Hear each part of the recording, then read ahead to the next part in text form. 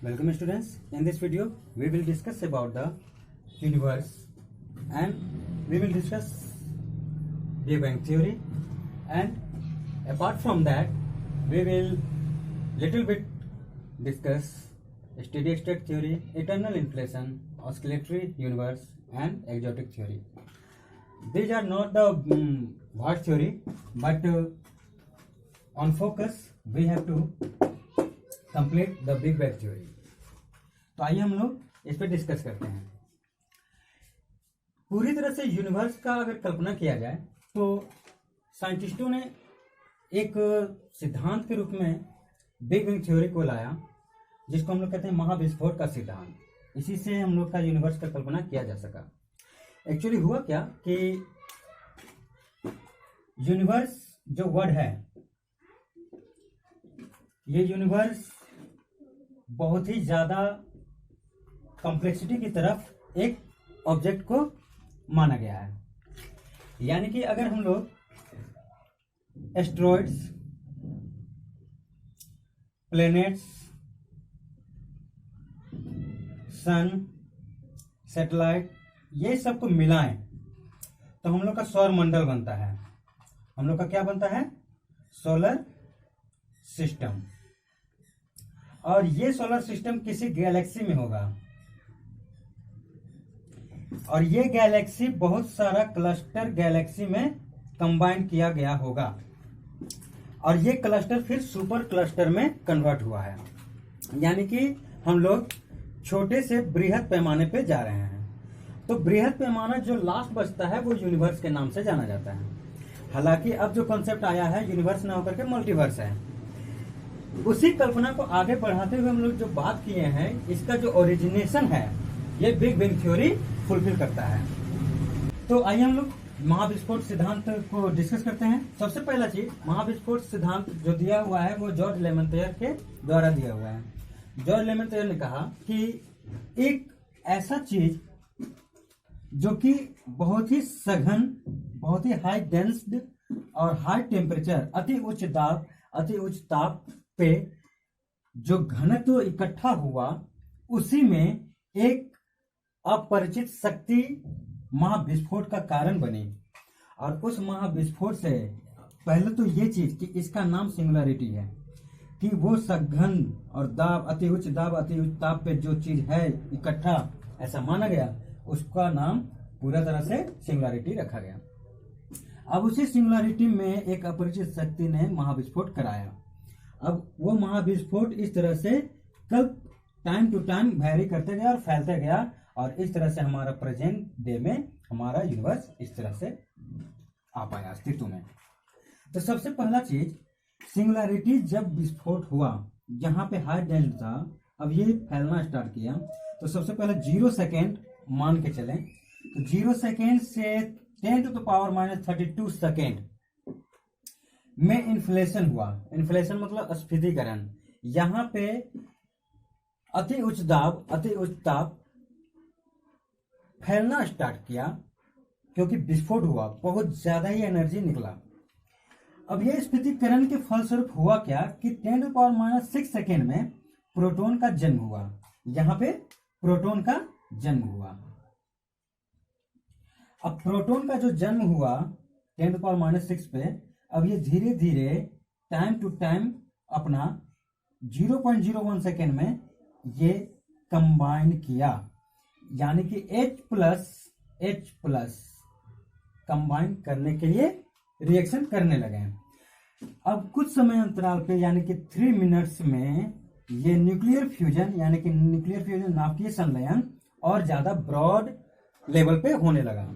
इतना ज्यादा होने लगा तो यहाँ पे क्या बनने लगा? हीलियम। ठीक है, हीलियम बनने लगा। और साथ ही साथ जस्ट इसके पैरेलली, यानी कि हुआ क्या कि ये H2, यानी कि प्रोटॉन जो बना, प्रोटॉन कंबाइन करके हीलियम बनने लगा। और साथ ही साथ हीलियम के बनने के बाद आपका ये जो चीज 3,80,000 ईयर, यानी कि 3.8 लाख ईयर में CMBR पैदा लिया। CMBR कहने का मतलब कॉस्मिक माइक्रो बैकग्राउंड रेडिएशन। ये यूनिवर्स का जब अस्तित्व में नहीं आया था, जैसे ही आना था इसको अस्तित्व में, तो पहला लाइट CMBR के नाम से जाना गया। CMBR फर्स्ट लाइट जो निकला, इसको खोज किसने किया था? तो आप यहाँ देखिए, पेंजियास एंड विलियम, इनको नोबेल प्राइज भी मिला था 1978 में इस CMBR को खोजने के लिए। तो ये पहला लाइट हमारा कब निकला? 3.8 लाख ईयर पहले। हम लोग पहले जा रहे हैं ना, हालांकि इतना समय लग गया इसको आने में। तो हम लोग अगर ऐसे देखें तो 3.8 यानी कि यहां से माइनस करने पर निकलेगा 10 अरब साल पहले, ठीक है, 10 अरब साल पहले। लेकिन जो इधर से अगर हम लोग देखें तो ये 3.8 लाख ईयर बाद CMBR जन्म लिया, प्रोटॉन प्रोटॉन कंबाइन होने के बाद। अब जब CMBR लिया जन्म, तो यहाँ पे बना हाइड्रोजन का पहला अणु, यानी कि न्यूट्रलिटी अब आने लगा। पहले ये आयन फॉर्म होता था, अब ये न्यूट्रलिटी पे आ गया, उदासीन होने लगा परमाणु। ये यहाँ पे CMBR भी जन्म लिया, यहाँ पे H2 भी जन्म लिया। अब धीरे धीरे यहाँ पे कूलिंग होना स्टार्ट होगा, तो कूलनेस के तौर पर पे ये ब्रॉड स्प्रेड भी कर रहा है और कूल भी हो रहा है। तो हमारा जो 300 मिलियन कहने का मतलब 300 मिलियन का बराबर, मतलब आपका जो हो जाएगा 1 मिलियन बराबर 10 लाख होता है, तो 300 गुना 10 यानी कि 3000 लाख। 3000 लाख में कितना आ जाएगा? लाख, 10 लाख, करोड़, 10 करोड़, अरब। 3 अरब साल पहले, 3 अरब साल पहले, यानी कि हमारा क्या था?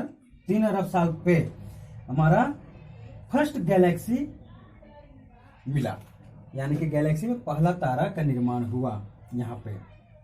और वो तारा कोई भी हो सकता है।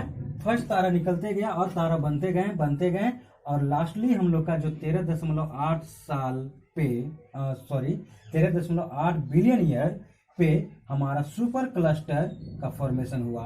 और 13.8 बिलियन साल पहले का ये जो सुपर क्लस्टर है, यानी कि बनना स्टार्ट हुआ था, तो उस समय से लेकर 13.8 बिलियन ईयर्स पहले का, उसके बाद का ये चीज सुपर क्लस्टर हमारा प्रेजेंट डे में आज का यूनिवर्स है, सुपर क्लस्टर के फॉर्म में। और अभी भी ये स्प्रेड हो ही रहा है, इसमें कहीं कोई दो मत नहीं है। क्योंकि बहुत सारे साइंटिस्ट ने कहा कि ये नहीं, ये स्थिर है, ये बढ़ता नहीं है, लेकिन बहुत चीज से ऐसा पता चल पाया है कि ये चीज और फैलते जा रहा है, ठीक है।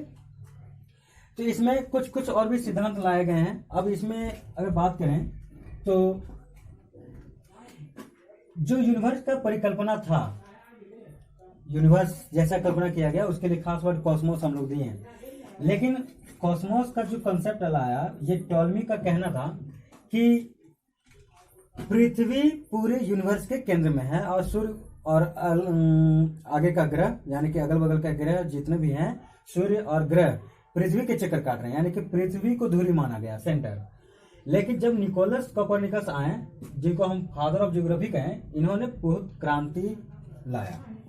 इनका कहना था कि पूरे यूनिवर्स में, यानी कि सौरमंडल का जो केंद्र है वो सूर्य है, न कि पृथ्वी है, और सूर्य के चारों तरफ पृथ्वी और अन्य ग्रह चक्कर लगा रहे हैं। इसके बाद आता है कि 1805 में हर्शेल नाम के एक साइंटिस्ट हुए, उन्होंने कहा, एक दूरबीन से पता लगाए, उन्होंने एक कल्पना किया और अपना कैलकुलेशन भी किया कि पूरा अगर ब्रह्मांड देखा जाए तो उसका व्यास 250 करोड़ लाइट ईयर है। 250 करोड़ लाइट ईयर का मतलब हो गया 250 गुना 9.46, इसको गुना कीजिएगा 10⁻12 के संदर्भ में आपको मिल जाएगा उतना किलोमीटर इसका व्यास है। तो हम लोग गुना कर सकते हैं, 25 छक 150, 25 चौके 100, 15 115 तो 5, 25 9 225 और 11, 225 11 236। 236 में आपका एक जीरो यहाँ पर बैठ जाएगा और यहाँ पे 2 पॉइंट यहाँ से और 10⁻12, यानी कि 2365 इंटू 10⁻12 किलोमीटर, इतना बड़ा व्यास है पूरे यूनिवर्स का। तो आई होप स्टूडेंट कि आपको ये पॉइंट तो क्लियर हो चुके होंगे, महाविस्फोट का सिद्धांत।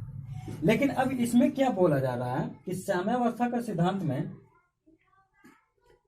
और अनंत स्फीति, दोलन ब्रह्मांड, अनोखे सिद्धांत, ऐसा बोला जा रहा है जैसे कि एग्जोटिक थ्योरी को अगर लें तो इसमें बोला जा रहा है होलोग्राम, जैसे एक छाया के रूप में दुनिया बनी हुई है, पूरा का पूरा यूनिवर्स किसी का छाया है। तो ये भी बहुत अनोखा थ्योरी है, हालांकि इसका वर्चस्व ऐसा नहीं है, इसका कोई आपको कहीं क्वेश्चन नहीं आने जाना है।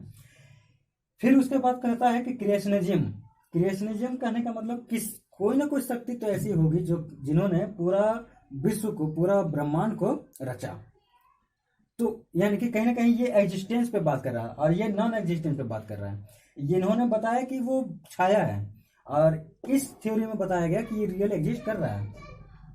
सिमुलेशन कहीं ना कहीं होलोग्राम से ये प्रेरित है। सिमुलेशन कहने का मतलब कि हम अपने पूरे सोच को अगर किसी कंप्यूटर में डाल दें तो जैसा हम करते हैं वैसा कंप्यूटर भी करेगा, यानी कि I am simulated with the computer, तो वो कंप्यूटर सिमुलेशन मेरा कहलाएगा।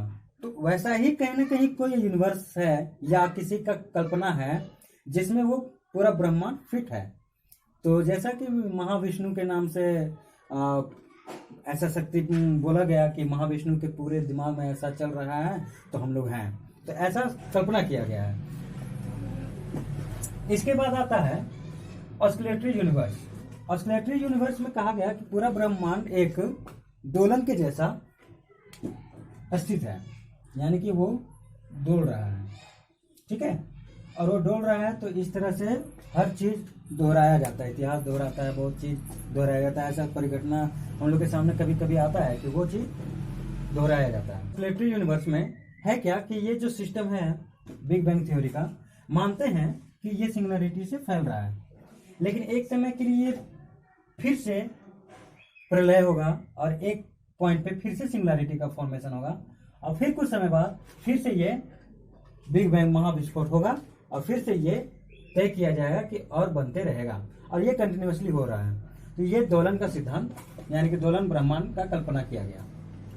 अनंत स्फीति का सिद्धांत में ये बताया गया कि कोई भी चीज मानते हैं कि सिंगुलरिटी से आया है, ये सिंगुलरिटी से आया हुआ अगर चीज माना जाए इटर्नल में, तो इसमें एक ही महाविस्फोट तो नहीं होना चाहिए।